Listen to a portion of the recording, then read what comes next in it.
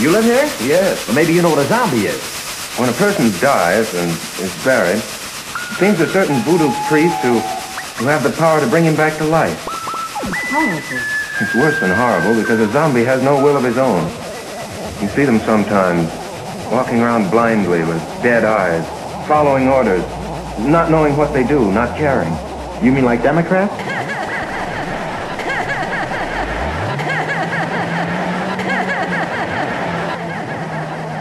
We sent a mission.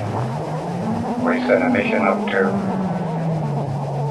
the pub Zork in WW, and we got ourselves a complete spread in this. It has a double-page internal spread of photographs taken by the only photographer.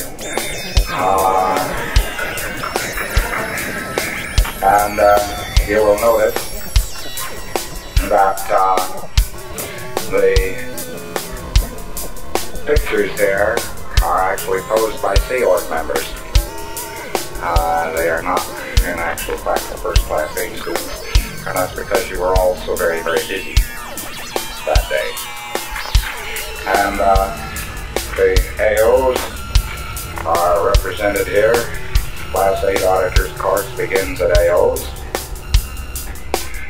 But that is quite an action. A rather typical Sea Org action, actually. We banged it together, organized the whole shoot.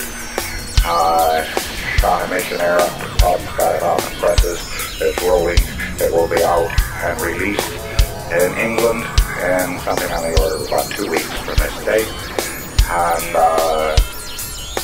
it will be over in America in 3 or 4 weeks. And it says here that as you read this, why Class 8 will be supervising cases in your nearest org. So it looks like you guys are very well advertised.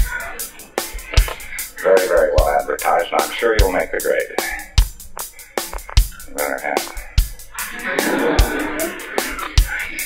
There's the action here is you have to get a reality on what standard tech will do,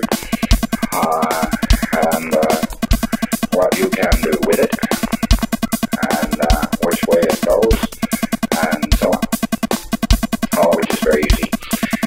Okay, what's the lecture number? Which one? 10. You mean you've gotten up to 10, and you're not quite saying 10. Alright. Lecture number 10. Lecture number 10. And this is the 3rd of October, 18. And this is a lecture that covers exact processes and is very rat-tat-tat. The first process I wish to cover is an assist. An assist is done on, if you will notice your scale, of special cases, the sick PC.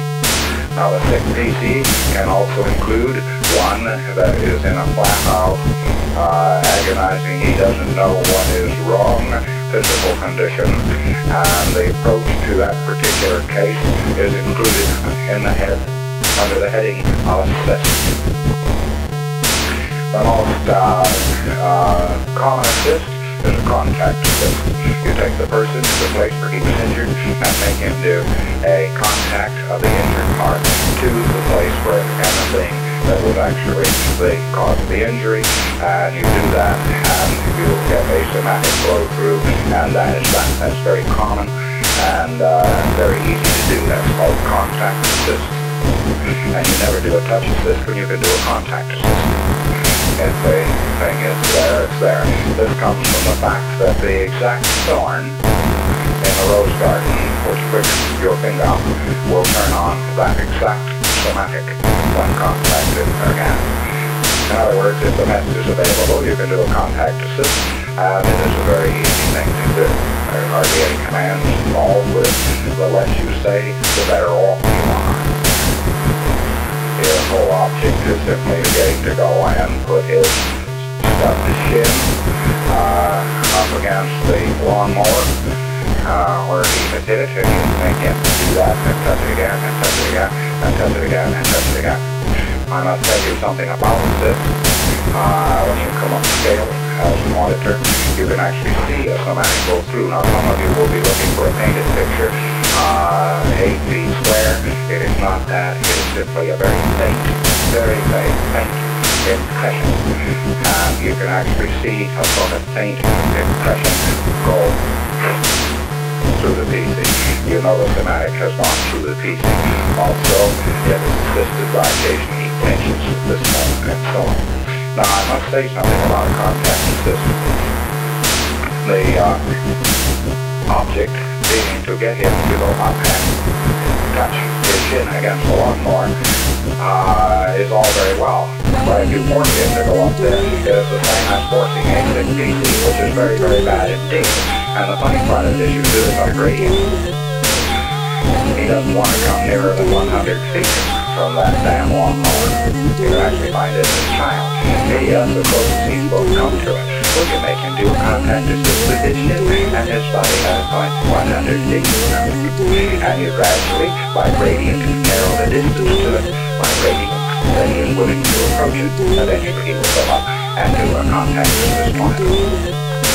That fact probably is not generally known. You mustn't drag the person up there forcibly, because you're going to do an overwhelm.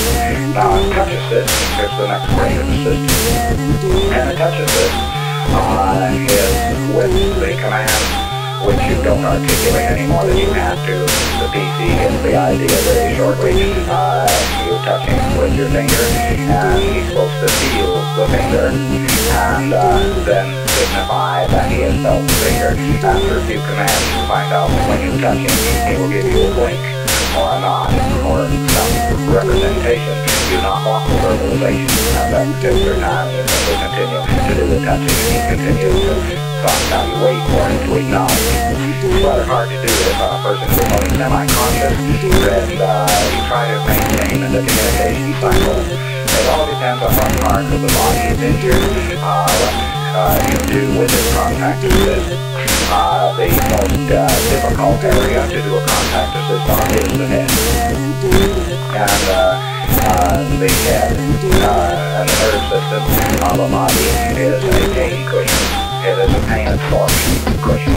And any electric shock caused by pain distributes itself throughout the neurons of the body. And you'll find out that there was a wave of shock which went, let's say, a hit head that went all the way from the head down through the nerve channels and the electrical, you can even measure the speed of an electrical impulse through the nerve channels. It happens to be 10 feet a second. But it went from there as a shock wave straight down through the nerve channels, which go through the spine, and there's about a dozen neurons, something like that, through the spine, and it goes to the extremities of the body. So you will find a person with that head injury normally has something wrong with his spine afterwards. And that's because the shock wave is locked up in his spine. So your touch assist should include going from the head to the extremities of the body. Now if you're just kind of getting back on your feet or something like that, you're not going to go to the soles of his feet and try to do a super thorough job of it. Because later on you're going to run it out as an engram problem. But the thing which I'm calling your attention is that it does go to the extremities of the body, so your touch assist is not just around the head. And you have to approach the injury, go away from the injury, approach the injury, go away from the injury, approach the injury closer, go away from the injury further, approach the injury closer, go away from it further, approach the injury closer, go away from it further, approach the injury to a point where you're actually touching the injured part, go away further. And when you're going away and coming up, you try to follow the nerve channels of the body, which includes the spine and the limbs. And there are certain relay points, like the elbow, the wrist, and the fingertips. These are the points you hit for.